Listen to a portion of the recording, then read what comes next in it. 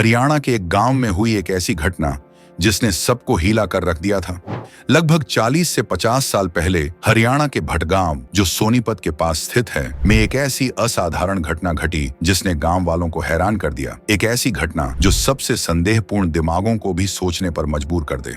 यह सब गांव के 60 वर्षीय बुजुर्ग छोटे राम की अचानक मृत्यु से शुरू हुआ। वह अपने ज्ञान, हास्य और गांव में विवाद निपटाने की क्षमता के लिए जाने जाते थे। उस दुर्भाग्यपूर्ण सुबह छोटे राम ने हल्की अस्वस्थता महसूस की। उनके परिवार ने उन्हें आराम करने की सलाह दी, लेकिन जैसे जैसे दिन बीता उनकी हालत बिगड़ती गई। शाम तक वह अचानक गिर पड़े, उनकी सांसें थम गईं और नाड़ी बंद हो गई। परिवार ने तुरंत डॉक्टर सुभाष को बुलाया। उन्होंने जांच कर गंभीर स्वर में कहा, अब वह इस दुनिया में नहीं है। दुख की लहर पूरे गांव में फैल गई। बेटे, बेटियां, पोते पोतियां और भाई बंधु इकट्ठा हुए अपने प्रिय बुजुर्ग को अंतिम विदाई देने। उनके शरीर को चिता पर रखा गया, सफेद कफन से ढका गया और अंतिम संस्कार की तैयारी शुरू कर दी गई। जैसे ही अंतिम संस्कार की रस्में शुरू होने वाली थी, एक तेज चीख गूंज उठी। भीड़ में से किसी ने चिल्लाया, देखो, उनका पैर हिल रहा है। पहले तो इसे नजरों का धोखा समझा गया, लेकिन फिर छोटे राम की दाहिनी उंगली हिली। कुछ ही पलों बाद उनकी उंगलियां भी हिलने लगी। इससे पहले कि कोई और प्रतिक्रिया करता, उनकी आंखें अचानक खुल गईं। पूरी भीड़ में सन्नाटा छा गया। कुछ लोग भयभीत होकर पीछे हट गए तो कुछ हैरानी में जमे रह गए। यह कैसे संभव था? एक डॉक्टर द्वारा मृत घोषित व्यक्ति अचानक कैसे जीवित हो सकता है? जैसे ही छोटे राम ने अपनी चेतना वापस पाई, गांव वाले उनके चारों ओर इकट्ठा हो गए और सवाल करने लगे।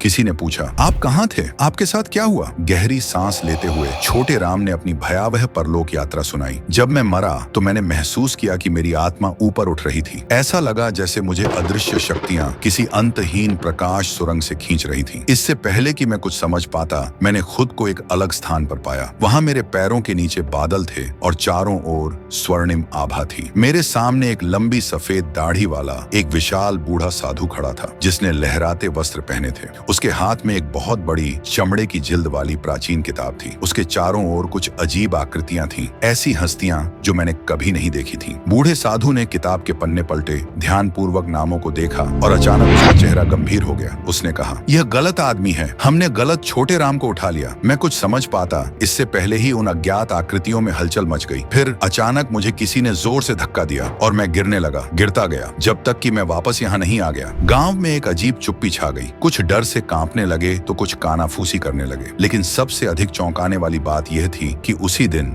गांव के एक अन्य हिस्से में एक और व्यक्ति, जिसका नाम छोटे राम था, उसकी मृत्यु हो गई। क्या यह परलोक में हुई कोई प्रशासनिक गलती थी? क्या मृत्यु ने कोई भूल कर दी थी? यहाँ तक कि डॉक्टर सुभाष, जिन्होंने छोटे राम की मृत्यु की पुष्टि की थी, भी अवाक रह गए। उनके पास इस घटना का कोई वैज्ञानिक उत्तर नहीं था। इस घटना के बाद छोटे राम गांव में जीवित चमत्कार के रूप में देखे जाने लगे। आस पास के गांवों से लोग उन्हें देखने और उनकी अविश्वसनीय कहानी सुनने आए। कुछ ने उन्हें दिव्य शक्तियों द्वारा चुना हुआ व्यक्ति माना, जबकि कुछ ने इसे मात्र चिकित्सकीय चमत्कार करार दिया। लेकिन छोटे राम खुद बदल चुके थे। वह अब पहले जैसे नहीं रहे। उन्हें अजीब सपने आने लगे। वही स्थान, वही पुराना साधु। रातों को वह हांफते हुए जाग जाते, ये दावा करते हुए कि वह बूढ़े साधु की आवाज सुन सकते हैं। वह कम बोलते, भीड़ से बचते और गांव के पीपल के पेड़ के नीचे घंटों गहरे विचारों में खोए रहते। गांव वालों को संदेह होने लगा, यह दिव्य ज्ञान था या कोई चेतावनी।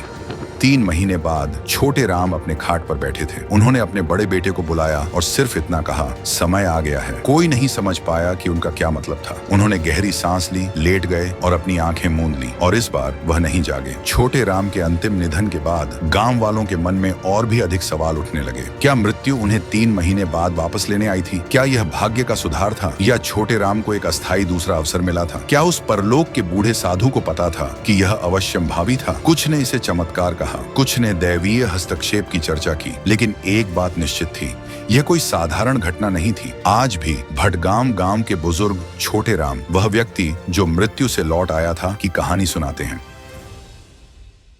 ऐसी ही और वीडियोस के लिए हमें लाइक करें, शेयर करें, सब्सक्राइब करें, और अगर आपके भी गांव में ऐसी कोई घटना घटी है तो कमेंट में जरूर बताइए। राम राम।